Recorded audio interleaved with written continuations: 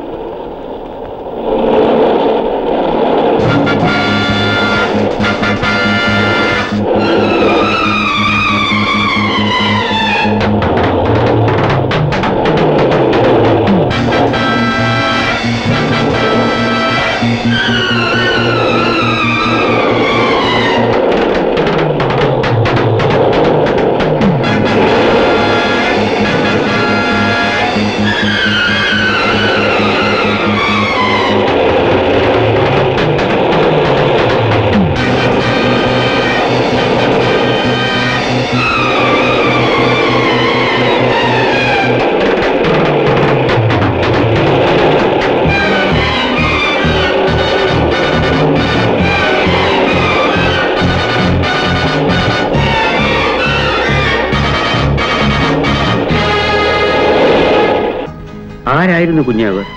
ആരായിരുന്നാലും അവർക്ക് എന്റെ ജീവനായിരുന്നു ആവശ്യം. നിങ്ങൾ വന്നതുകൊണ്ട് ഞാൻ രക്ഷപ്പെട്ടു. പരിക്കെന്തെങ്കിലും? ഓ, സാരമില്ല, ഞാൻ വീട്ടിലെ പോയിക്കോ. തനിച്ചു പോണ്ട, ഞാനും വരാം.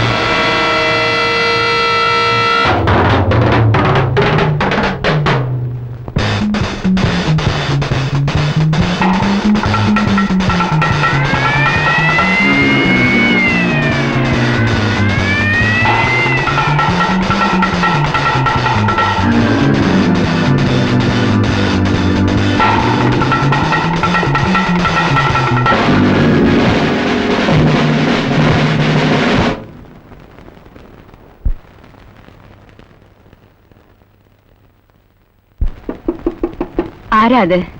അകത്തേക്ക് വരൂ.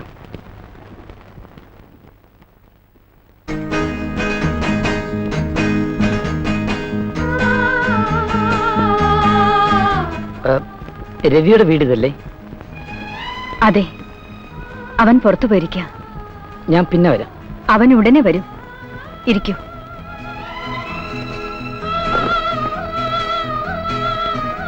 പ്രത്യേകിച്ചെന്തെങ്കിലും? രവി എൻ്റെ അങ്കിളിൻ്റെ വീട്ടിലാണ് ജോലി ചെയ്യുന്നത്. ഞാനൊരു തെറ്റ് ചെയ്തു. അതിന് മാപ്പ് ചോദിക്കാൻ വന്ന. മാപ്പോ?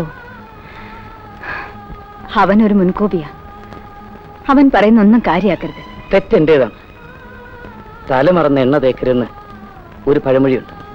ഒരു പാരമ്പര്യവും ഇല്ലാത്ത ഞാൻ രവിയുടെ പാരമ്പര്യത്തെ ചോദ്യം ചെയ്തു. ഒരു തെരുവുതണ്ടിയായി വളരേണ്ട എന്നെ എടുത്തു വളർത്തിയവരുടെ പ്രതാപത്തിൽ ഞാൻ സ്വയം മറന്നു. സ്വന്തം സഹോദരനെ പോലെ എന്നെ സ്നേഹിക്കുന്ന എൻ്റെ അനിയത്തിയെ ഞാൻ വേദനിപ്പിച്ചു. എൻ്റെ വളർത്തമ്മ ഞാൻ കാരണം ദുഃഖിക്കുന്നു. പെറ്റമ്മയെയും വളർത്തമ്മയെയും രണ്ടായി കാണരുത് മോനെ. 2 മക്കൾ നഷ്ടപ്പെട്ട് നിർഭാഗ്യവതിയായ ഒരു അമ്മയാണ് ഞാൻ. അന്ന് തീവണ്ടി യാത്രക്കിടയിൽ കുഞ്ഞുമോന് പാല് വാങ്ങി മടങ്ങി വരുമ്പോഴേക്കും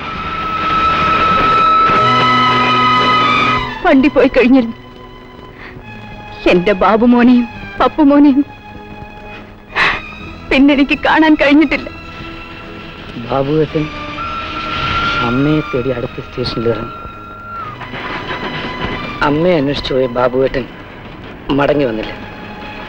രാധയുടെ അച്ഛനും അമ്മയാണ് എന്നെ ഈ നിലയിലെത്തിച്ചത്. ഞാനാണമ്മേ. അപ്പു. അപ്പോ അമ്മേ. അപ്പോ അമ്മേ. ഒരു വിധത്തില് ഞാൻ ഭാഗ്യവതിയാണ് മോനെ. മരിക്കുന്നതിന് മുമ്പ് മോനെങ്ങനെ എനിക്ക് കാണാൻ കഴിഞ്ഞല്ലോ. അമ്മേ, എന്നെ ഈ നിലയിൽ എത്തിച്ച ഒരു അമ്മയ്ക്ക് കാണണ്ടേ? ആ, ഞാൻ അവരെ കൂട്ടിക്കൊണ്ടുവരാം. ആ.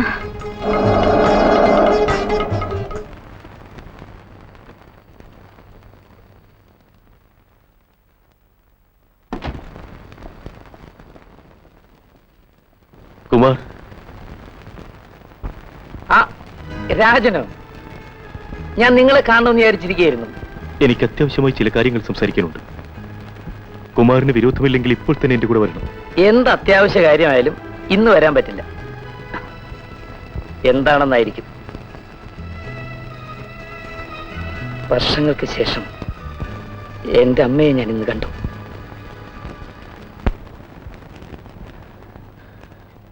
ഇതാണ് എന്റെ വീട്. ഇരിക്കൂ സർ. ഞാൻ ഇരുന്നോളാം. ഞാൻ അമ്മയെ വിളിക്കട്ടെ? അമ്മേ. അമ്മയ്ക്ക് പെട്ടെന്ന് അസുഖം കൂടി. ഇവിടെ അടുത്തുള്ള ആശുപത്രി കൊണ്ടുപോയി. ഞാൻ ആശുപത്രിയിൽ ചെല്ലട്ടെ?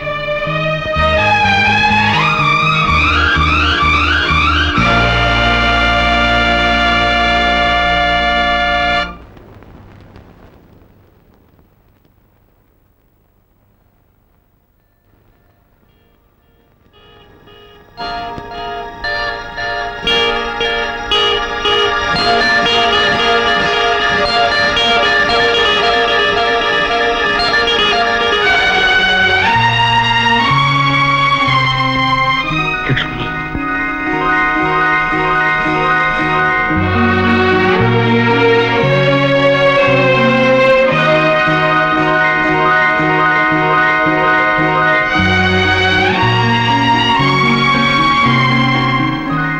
ചായ. ഈ ഫോട്ടോ ഇത് രവിയുടെ അച്ഛനും അമ്മയാ.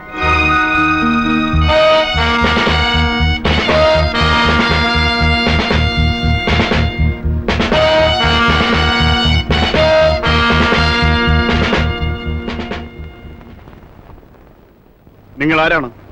എന്റെ ഭാര്യയെ കാണാനില്ല. അവൾക്ക് സുഖമില്ലായിരുന്നു. നാട്ടുകാരൊക്കെ കൂടി അവളെ ആശുപത്രിയിൽ കൊണ്ടുപോയി. ടൗണിലുള്ള എല്ലാ ആശുപത്രിയും ഞാൻ കയറി ഇറങ്ങി, കണ്ടില്ല. അവളെ അന്വേഷിച്ചു പോയി. എന്റെ മകനെ കാണാനില്ല. അവരെ കണ്ടുപിടിക്കാൻ സാറിനെ സഹായിക്കുന്നു. പക്ഷേ അവരെ ഞങ്ങളെങ്ങനെ തിരിച്ചറിയും? ദാ, ഞാൻ അവളുടെ ഫോട്ടോ കൊണ്ടുവന്നിട്ടുണ്ട്.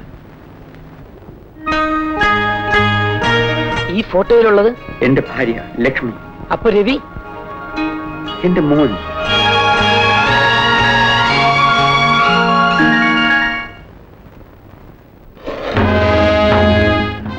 രാജനോ? ഞാൻ നിന്നെയും പ്രതീക്ഷിച്ചിരിക്കുകയായിരുന്നു.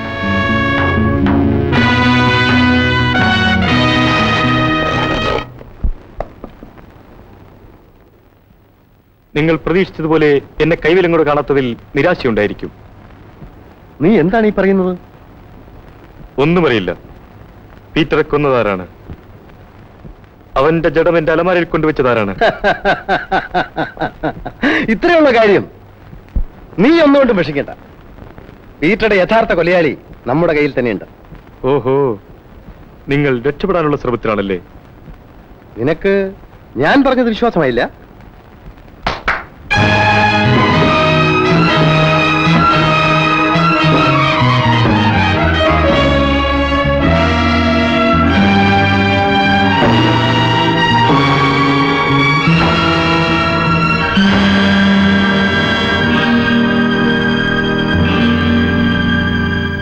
മദ്യപിച്ച് ലക്കില്ലാതെ വന്ന പീറ്ററുമായി രവി ഏറ്റുമുട്ടി.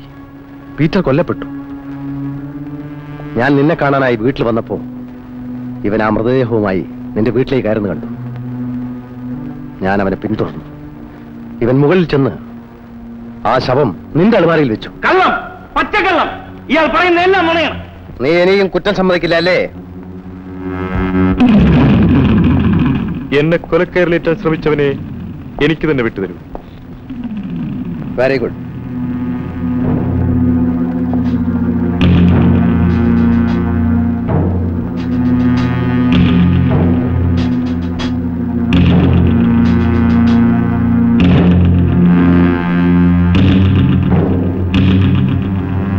കഴിഞ്ഞ രാത്രി നീ എന്റെ വീട്ടിൽ വന്നിരുന്നു. വന്നിരുന്നു. എന്തിന്? എന്റെ അമ്മയുടെ ചികിത്സയ്ക്ക് കുറച്ച് പണം കടം ചോദിക്കും. സത്യം പറ, പീറ്ററെ കൊന്നത് നീയല്ലേ? അല്ല രാജൻ, ഇവനാണ് പീറ്ററെ കൊന്ന് ശവം നിങ്ങളുടെ വീട്ടിൽ വെച്ചത്. നിന്നെ കൊണ്ട് സത്യം പറയിക്കാനുള്ള വഴി എനിക്കറിയാം.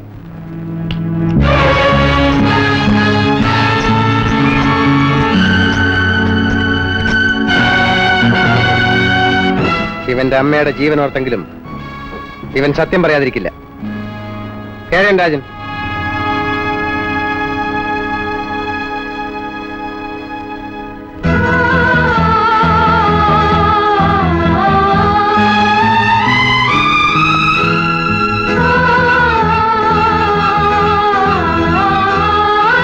രാജൻ, എന്റെ അമ്മയെ തൊട്ടുപോകരുത്.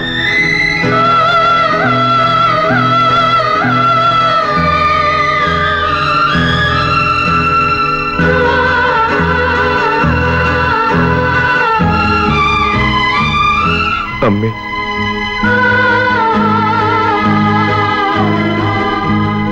അമ്മേ, അമ്മേ, ഞാൻ ബാബുവാണമ്മേ. ഞാൻ അപ്പുവിനെ കണ്ടു. അവൻ എല്ലാ വിവരവും എന്നോട് പറഞ്ഞു. ആ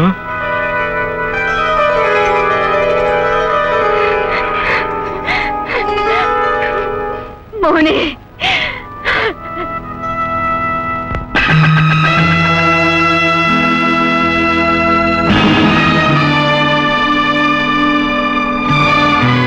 മോനെ,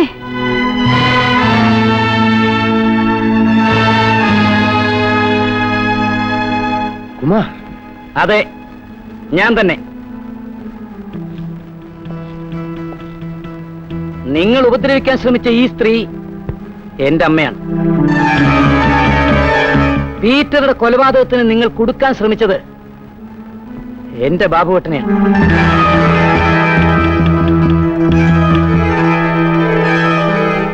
നിങ്ങൾ മർദ്ദിച്ചവശനാക്കിയ ഈ ചെറുപ്പക്കാരൻ എന്റെ അനുജനാണ്. ഓഹോ, അപ്പോ നിങ്ങളൊക്കെ അമ്മയും സഹോദരങ്ങളുമാണ്. എന്നിട്ട് ഇതുവരെ എന്നോട് പറഞ്ഞില്ലല്ലോ. പറയാൻ ഒട്ടും വൈകിട്ടില്ല മിസ്റ്റർ പണിക്കർ. നിയമത്തിന്റെ പിടിയിൽ നിന്ന് ഇനി നിങ്ങൾക്ക് രക്ഷപ്പെടാനാവില്ല.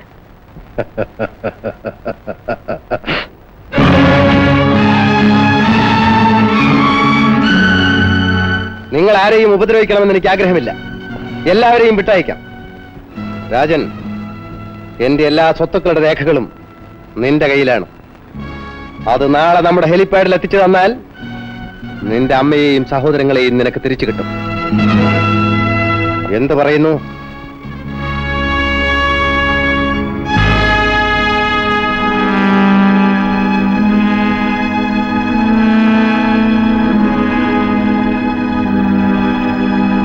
ഞാൻ സമ്മതിച്ചിരിക്കുന്നു.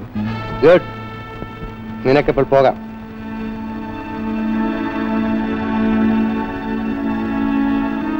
നിൽക്കൂ. പോലീസിൽ ബന്ധപ്പെടാതിരിക്കുന്നത് നിനക്കും നിന്റെ കുടുംബത്തിനും നല്ലത്.